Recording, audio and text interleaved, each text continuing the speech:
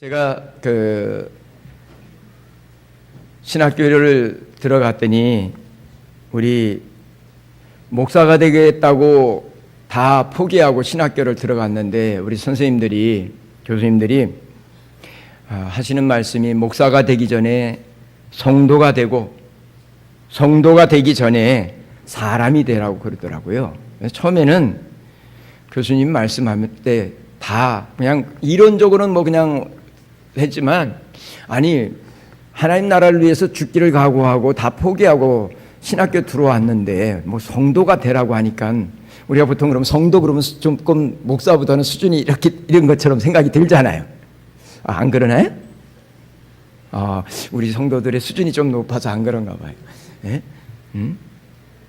근데 목사가 된 지 이제 30년이 되니까 교수님들이 말씀하셨던 그 이야기가 목사가 되기 전에 성도가 되고 성도가 되기 전에 사람이 되라 하는 말씀이 조금 이해가 됩니다.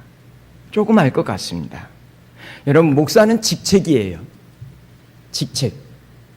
장로님도 직분이에요. 근데 성도는 하나님 앞에 구원받은 거룩한 백성의 본질이에요. 그러니까 본질이 잘못되면 직책은 사실 이걸 제대로 감당할 수 없는 것이기 때문에 여러분, 성도가 본질에 충실하지 못하면 하나님, 예수님과 아무 상관이 없어져 버려요. 대단한 일을 했다고 할지라도 주님이 남 너무 모른다고 얘기해 버리신다고요. 그러면 말짱 도루묵이잖아요. 여러분, 또 한번 생각해 보세요. 사람답게 살지 못하면서 성도로서 거룩하게 살았다고 말할 수 있겠어요? 오늘날 많은 사람들을 만나지만 성도답지 못하고 또 교회의 목사든 장로님이든 교회 생활을 오래 했는데 그분들을 기대했던 것 못지않게 참 일반 믿지 않는 사람만 또 못한 어떤 행동들을 보면서 얼마나 많은 사람들이 하나님이 어디 있어? 그리고 여러분, 하나님을 떠나버리는, 하나님 믿기를 거부하는지, 물론 믿지 않으려고 작정하고 그렇게 영적으로 그런 것이 있지만 어떻든 여러분, 양심의 화인을 맞아 예수를 믿는다고 구원받았다고 얘기하면서도 구원받지 못한 사람보다 제대로 살지 못한다면 이건 부끄러운 일이란 말입니다. 여러분, 그런 성도라면 하나님 영광을 가리는 것은 말할 것도 없고, 여러분, 하나님의 무서운 진노 앞에 놓여 있다는 것을 우리는 두렵고 떨림으로 생각해 봐야 합니다. 제가 지금 이 말씀을 드리는 이야기는 우리의 구원에 대한 불확신을 얘기하려고 하는 게 아닙니다. 성도가 성도답게 살지 못하고 목사가 목사답게 살지 못하고 장로가 장로답게 살지 못할 때에 하나님 영광을 가리게 되고, 여러분, 정말 하나님 앞에 엄히 악하고 게으른 종이라고 책망받을 수 있다고 하는 이런 떨리는 마음을 가지고 하나님 앞에서 우리가 성도답게 살아야 목사답게 살 수 있어요. 장로님답게 살 수 있어요. 그렇다면 어떻게 하면 성도답게 살 수 있을까요? 또 언제 성도답게 여러분들이 살아왔습니까? 이 말을 이해하려고 하면 성도답게 산다는 말을 잠깐 이해를 하셔야 됩니다. 여러분, 성도답게 산다는 말을 다른 말로 이야기하면 예수님의 삶을 이야기할 수 있어요. 예수님은 우리의 삶의 모델이셨기 때문에 성도답게 산다고 하는 이야기는 예수님의 삶을 그냥 펼쳐보면 되는데 예수님의 삶을 평생 펼쳐봐도 다 못 펼치잖아요. 그러니까 한마디로 요약하면 예수님의 삶은요, 사랑과 공의를 실천한 거룩한 삶이었어요. 십자가는 예수님이 우리를 사랑하신 사랑의 절정이었고, 예수님이 죄에 대해서 얼마나 두렵고 떨리면서 죄가 무서운 것을 보여준 공의를 실현한 그 현장이에요.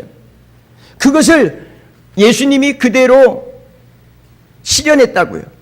그것이 바로 예수님의 삶이었고, 한마디로 얘기하면 그게 저와 여러분들이 살아가야 될, 성도답게 살아가야 될 삶이라고 하는 사실을 잊지 않으셔야 합니다. 그런데 우리 힘으로 이런 삶을 살아가기는 아주 불가능하다는 것이. 그럼에도 불구하고 예수님은 우리 힘으로 그렇게 살아갈 수 없음에도 불구하고 예수님은 너희가 나보다 더 큰 일을 하리라고 말씀해 주셨어요.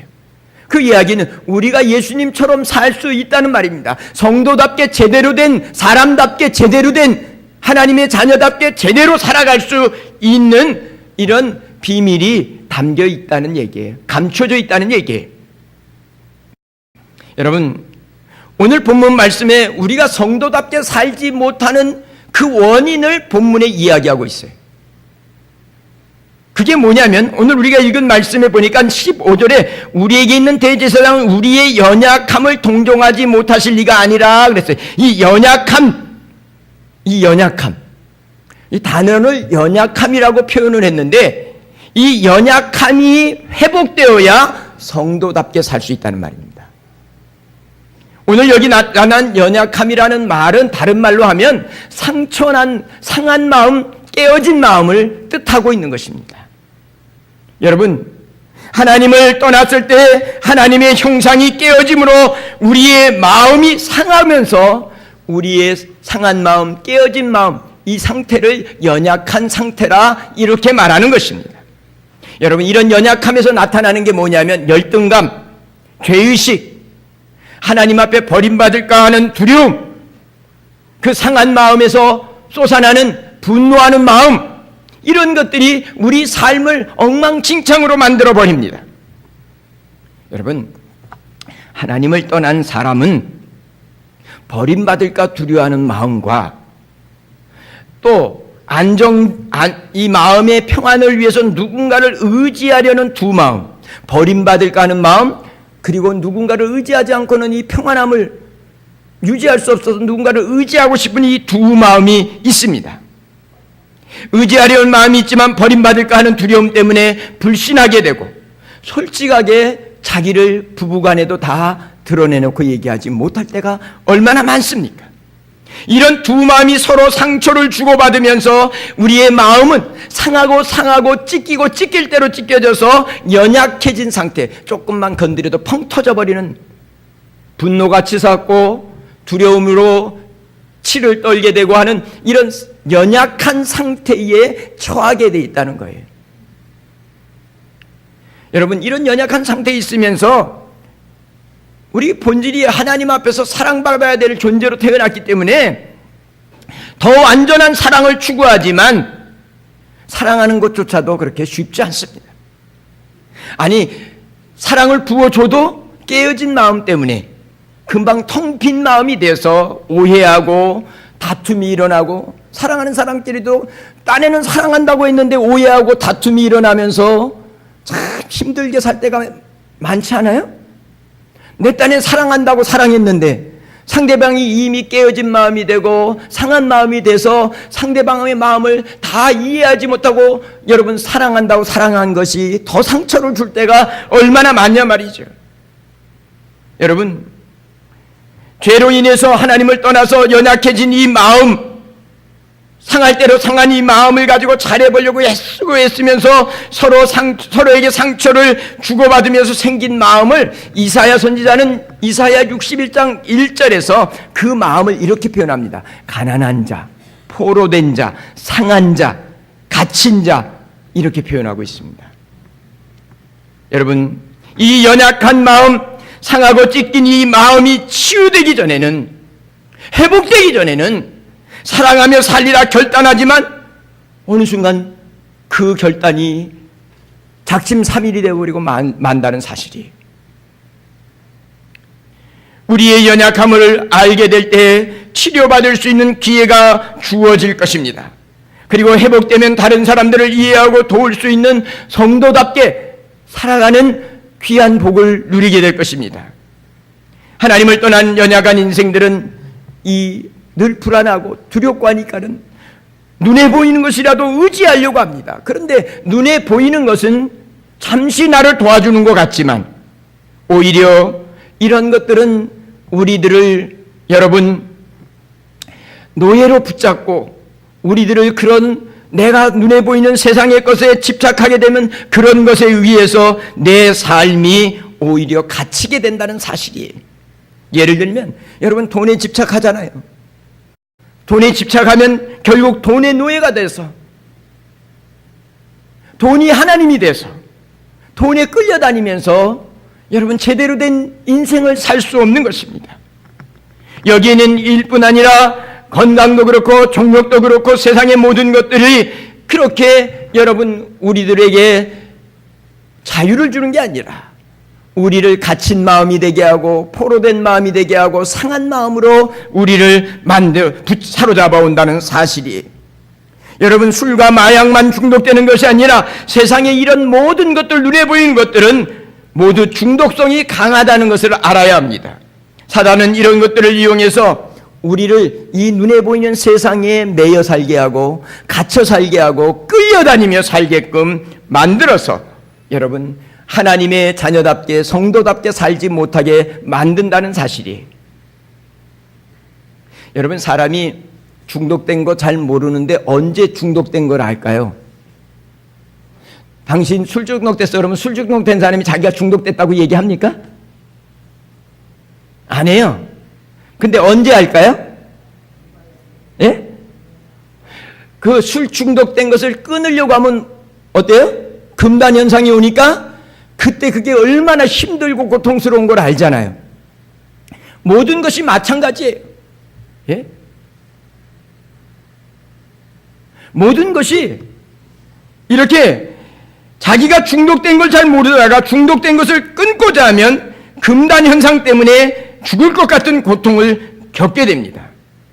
그리고 이 중독 현상이란 세상에 눈에 보이는 것들은요, 가면 갈수록 더 강력한 것을 요구하기 때문에 거기에는 만족도 없고 평안도 없는 것입니다.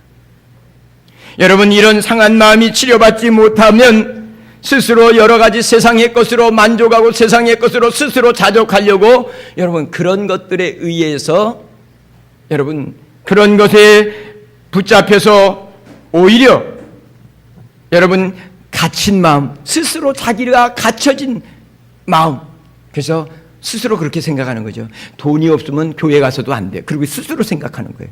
뭐 언제 교회에서 돈 갖고 교회에서 하는 거 아닌데 스스로가 그런 마음이 생기게 되는 거예요. 예? 그래서 갇혀 사는 거예요. 거기서 벗어나지 못해요. 이것이 병적으로 어떨 때는 열등감과 자기학대와 죄의식에 빠져서 여러분 자신에 대해서 무가치하게 여겨져요.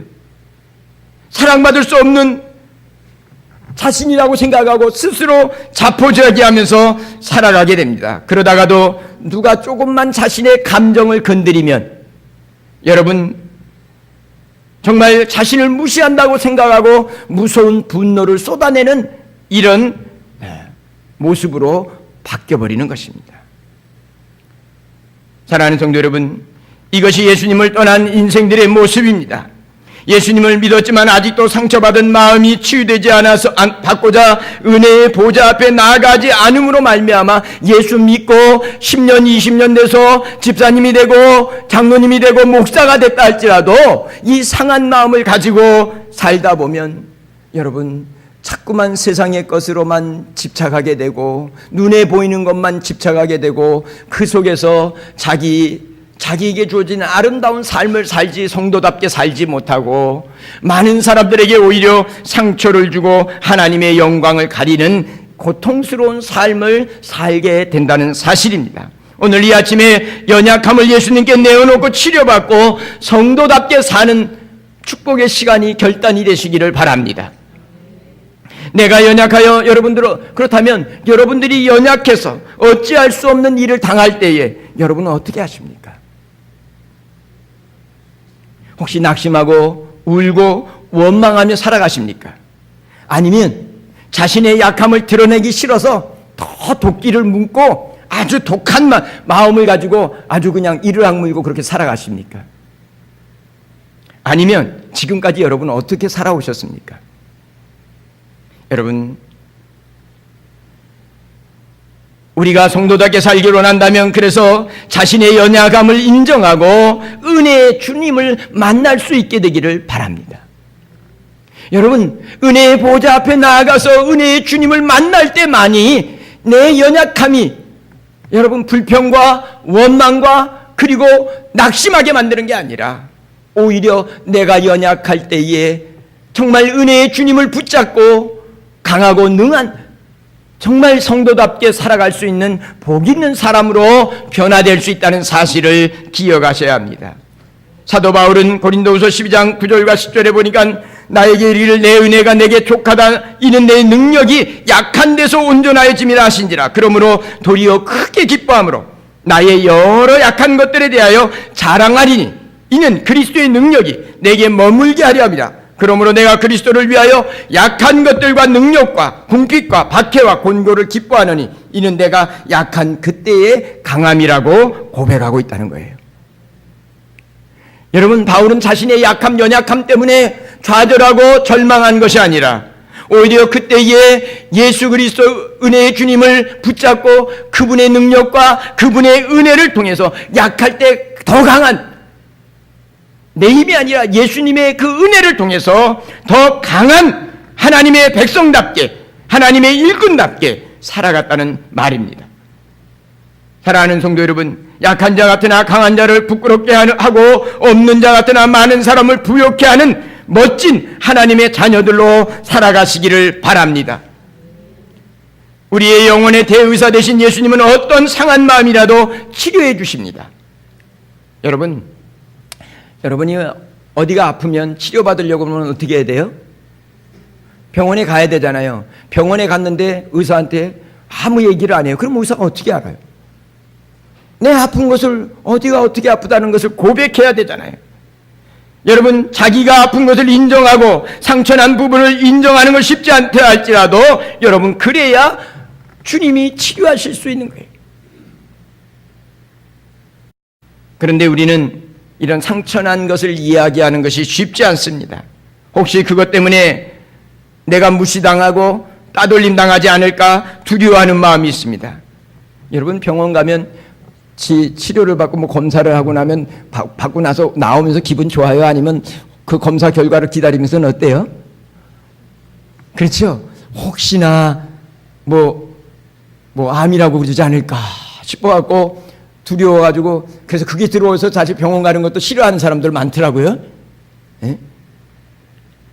여러분, 자신의 아픈 것을 상한 마음을 인정할 때 영혼의 대의사 되신 예수님이 치료하시는 것입니다. 예수님 당시에도 바리새인과 서기관들은 자신들이 병들었다는 사실을 인정하기 싫어했습니다.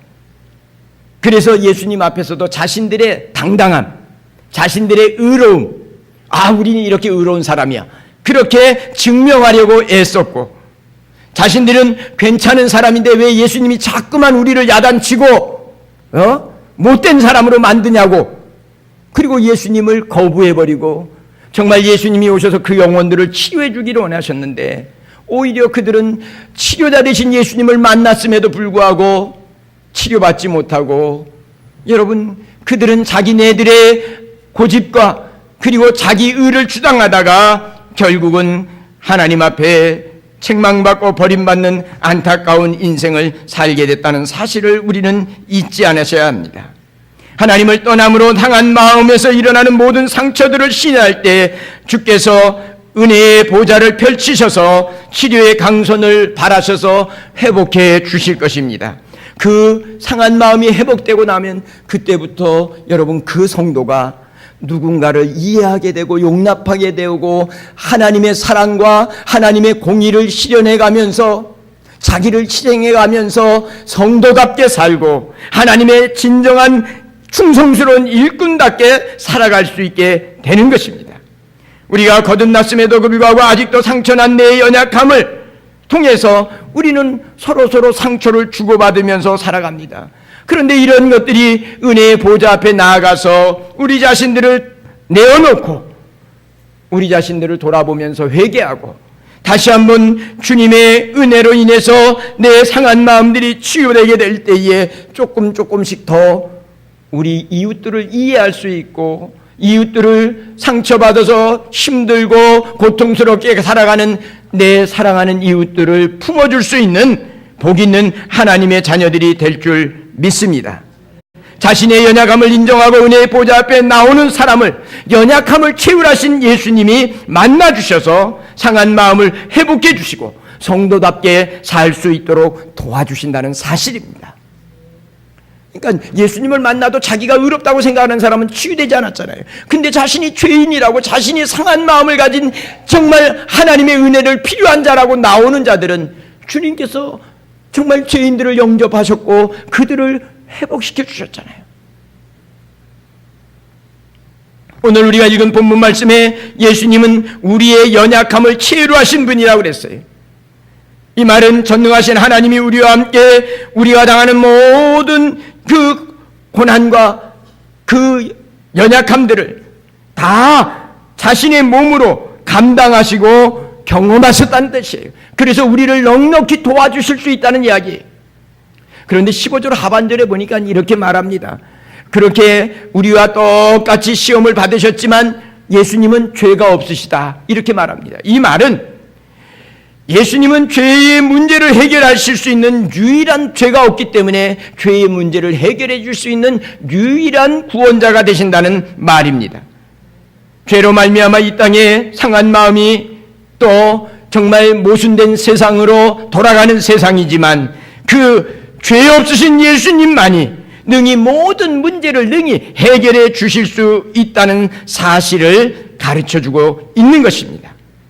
그러므로 사랑하는 성도 여러분, 우리의 모습만 보고 좌절하고 하고 또 절망하지 마시기 바랍니다. 우리의 상한 마음에서 튀어나오는 감정들까지 다 겪으신 예수님을 여러분 있는 모습 그대로 만나시면 위로와 소망이 생기고, 우리가 그 예수님 밖에는 나를 위로하고 치유해 주시고 회복해 주실 분이 없다는 사실을 깨닫게 될 것입니다. 그 믿음을 가지고, 정말 연약함을 채우라신 그 예수님을 믿는 믿음을 가지고 나아가는 그 자리가 때로는 예배당이 될 수도 있고, 때로는 여러분의 골방에서 내 인생의 문제 상하고 찢긴 마음을 가지고 엎드리는 그 자리가 바로 은혜의 보좌가 될 것입니다. 그리고 그곳에서 주님은 여러분들을 만나주시고 여러분들을 회복시키시면서 여러분들이 성도답게 살 뿐 아니라 여러분에게 주어진 귀한 사명을 감당할 수 있는, 넉넉히 감당할 수 있는 아름다운 일꾼들로 만들어 주실 것입니다. 그러기 위해서는 여러분 잊지 마시고 있는 모습 그대로 때를 따라 도우시는 경험하기 위해서 은혜의 보좌 앞에 나아가시기 바랍니다. 오늘 16절은 그러므로 우리는 긍휼하심을 받고 때를 따라 돕는 은혜를 얻기 위해서 은혜의 보좌 앞에 담대히 나아갈 것이라 그랬습니다. 여러분, 내 모습 그대로 주님 앞에, 은혜의 보좌 앞에 나아가셔서 때마다 일마다 도우시는 하나님의 은혜를 경험하게 될 때 여러분들이 성도답게 살 수 있는 것입니다. 경험적으로 아마 이거는 모든 성도들이 경험했던 것이라고 여겨집니다. 이것은 우리가 하나님의 은혜를 얻게 되면, 하나님의 은혜를 깊이 깨닫게 되면 환경과 내 자신과 상관없이 여러분 내 마음의 평안과 기쁨과 감사가 넘친다는 사실이에요. 여러분들이 아무리 힘들었을 때라 할지라도 여러분들에게 주의 은혜가 넘쳐났을 때는 여러분 그 힘든 환경을 뛰어넘고 즐거워하고 기뻐하며 살지 않았습니까? 그렇지 않았나요? 우리가 아무리 힘들었어도 정말 십자가의 은혜와 그분의 은혜를 기억할 때에 우리는 그 속에서도, 힘든 그 속에서도 감사하고 기뻐하고 찬양하며 살았잖아요. 여러분, 이것이 과거형이 아니라 오늘 있는 모습 그대로 은혜의 보좌 앞에 나가서 정말 하나님이 때를 따라 도우시는 그 은혜를 경험할 수 있게 되기를 바랍니다.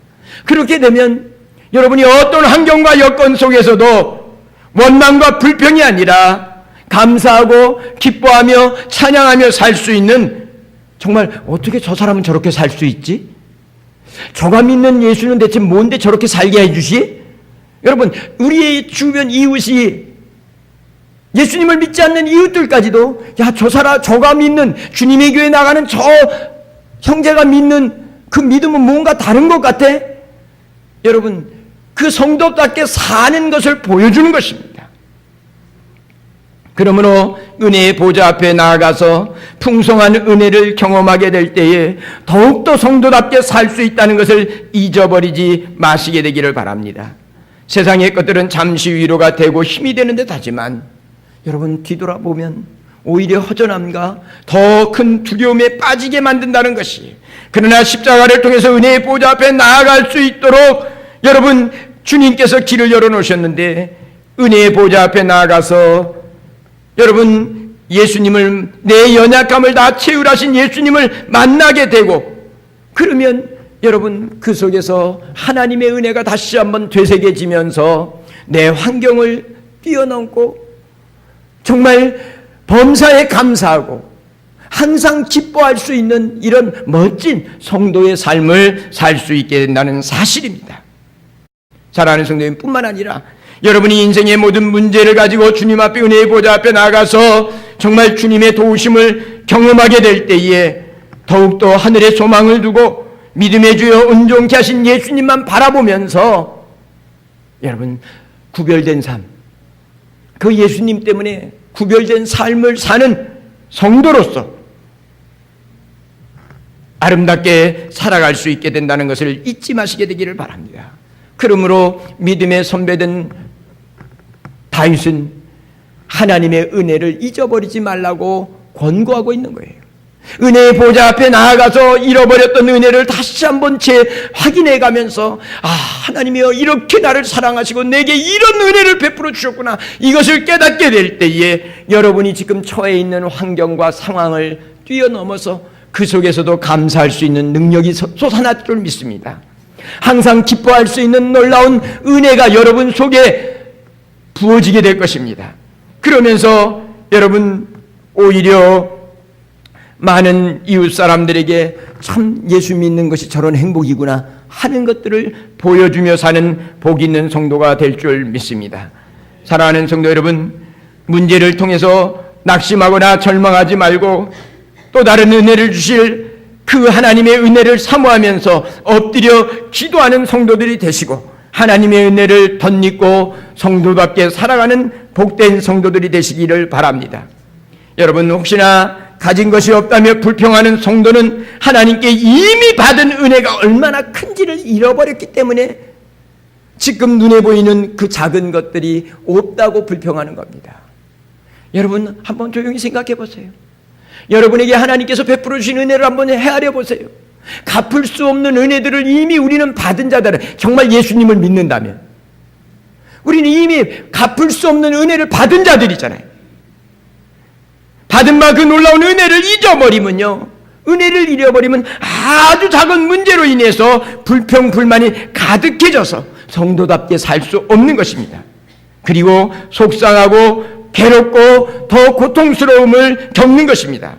그러나 그럴 때일수록 하나님의 큰 은혜, 십자가의 은혜를 기억하고 이전에 나를 때마다 일마다 도와주셨던 그 은혜를 기억하고 또 앞으로 도와주실 은혜도 사모하면서 여러분, 하나님의 은혜를 되새기게 될 때 여러분, 감사 충만, 기쁨 가득한 삶을 사는 성도의 삶이 열려지게 되리라고 믿습니다.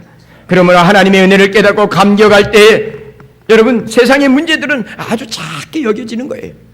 그러나 정말 세상의 문제가 아무리 큰 것 같아도 하나님의 은혜를 깨닫게 되고, 하나님이 나와 함께 하시면서 내 연약함을 다 채우라면서 나를 도우시는 하나님을 여러분들이 기억하시면 여러분 앞에 당한 문제가 사소한 문제가 돼서 불평이 아니라, 원망이 아니라 오히려 그 속에서도 감사하는 놀라운 은혜를 보이게 될 줄 믿습니다.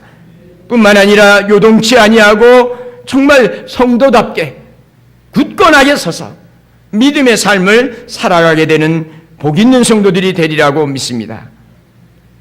여러분, 잊지 마세요. 주의 은혜가 크게 느껴지면 문제는, 세상에 내게 주어진 문제는 작게 보이지만 은혜가 사라지면, 은혜가 메말라지면 이런 작은 문제가 내 인생을 망치는 것처럼 느껴져서 좌절하고 정말 여러분 두려움에 떨면서 불평하며 불행하게 산다는 사실이에요. 그렇기 때문에 은혜의 보좌 앞에 나아가서 그 하나님의 은혜를 다시 한번 확인하고, 아니 하나님의 은혜를 오늘도 다시 때마다 돕는 하나님의 은혜를 경험하면서 여러분들이 범사에 감사하고 항상 기뻐하면서 하나님께 영광을 돌리는 복 있는 성도들로 살아갈 수 있게 되기를 주님의 이름으로 부탁을 드립니다. 사랑하는 성도 여러분, 은혜의 보좌 앞에서만 포로된 마음이 자유를 얻습니다. 상한 마음이 취함을 얻고 참된 사랑을 실천하고 참된 의의 백성으로서 성도답게 살아갈 수 있게 만들어주는 능력의 여러분 보좌라는 사실을 잊지 마시게 되기를 바랍니다. 여기 모인 모든 성도들이 자신의 연약함 때문에 십자가를 더 사랑하고 은혜의 보좌 앞에 나아가서 하나님의 은혜를 받고 하나님의 은혜를 더 경험해 가면서 여러분들이 정말 성도답게 살아가는 복이 있는 성도들이 되시기를 주님의 이름으로 축원합니다. 기도하겠습니다. 사랑과 은혜가 많으신 하나님 아버지, 고맙고 감사합니다. 정말 하나님의 그 은혜가 가슴에 물밀듯이 넘쳐 흐를 때는 환경과 여건을 초월해서 즐거워하고 기뻐하고 감사하며 주님이 내게 주신 사명을 기쁨으로 감당할 수 있었는데, 우리들이 하나님의 은혜를 망각해버리고 삶 속에서 작은 일들로 인해서 불평과 불만으로 가득했던 우리의 모습들을 용서해 주옵시고, 이제 은혜의 보좌 앞에 나아가서 내 모습 그대로를 주님 앞에 내어놓고 주님의 위로하심을 얻고 치유함을 얻고 이제는 성도답게 살아가면서 하나님께 영광을 돌리는 복 있는 성도들이 될 수 있도록 은혜를 내리어 주시옵소서. 무엇보다도 사랑하는 성도들이 인생의 문제를 가지고 낙심하거나 좌절하지 말게 하시고, 이미 우리에게 은혜의 보좌가 우리의 연약함을 치유하신 예수님으로 인하여 우리 앞에 펼쳐진 줄 믿고 그 예수님 의지하고 은혜의 보좌 앞에 나아가서 내 모습 그대로 정말 주님 앞에 아뢰고 감사함으로 아뢰면서 주의 크신 은혜를 경험해가는 복 있는 성도들이 되도록 축복해 주시옵소서. 예수 그리스도의 이름으로 기도를 드리옵나이다. 아멘.